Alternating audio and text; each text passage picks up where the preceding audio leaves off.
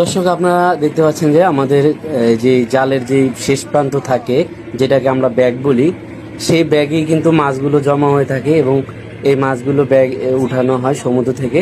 তো আপনারা দেখতে পাচ্ছেন এখানে 2 সিঙ্গেল মাছ। যদি মাছ বেশি হতো তাহলে আমরা এক ব্যাগ বলতাম। তো এখন যেহেতু এক ব্যাগ মাছ নেই, 2টা সিঙ্গেল লক লাগানো হয়েছে, সেজন্য আমরা এগুলোকে 2 সিঙ্গেল বলি। তো 2 সিঙ্গেল এখানে প্রায় 30 থেকে 40 ব্লকের মতো মাছ হবে, বা তারও কম হতে পারে।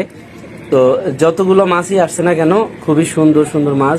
এই যে দেখুন, এখানে অনেক প্রজাতির অনেক মাছ, সামুদ্রিক মাছ, ছুরি মাছ আছে, রূপচাঁদা মাছ আছে, তারপরে লাল পোয়া আছে, লইটা মাছ আছে, তারপরে সুরমা মাছ আছে, তাইলা মাছ আছে, অনেক মাছ, অনেক ধরনের মাছ।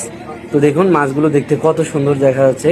তো সামুদ্রিক মাছ কারা কারা পছন্দ করেন এবং আপনার কোন কোন মাছ প্রিয়, দর্শক আপনি কমেন্ট করে জানাবেন। তো এখন যেই মাছগুলো আসছে, এই মাছগুলোকে আমরা খুব সুন্দর করে বেছে বেছে আলাদা করে, তারপরে খুব পরিষ্কার করে এই মাছগুলোকে প্যাকিং করব।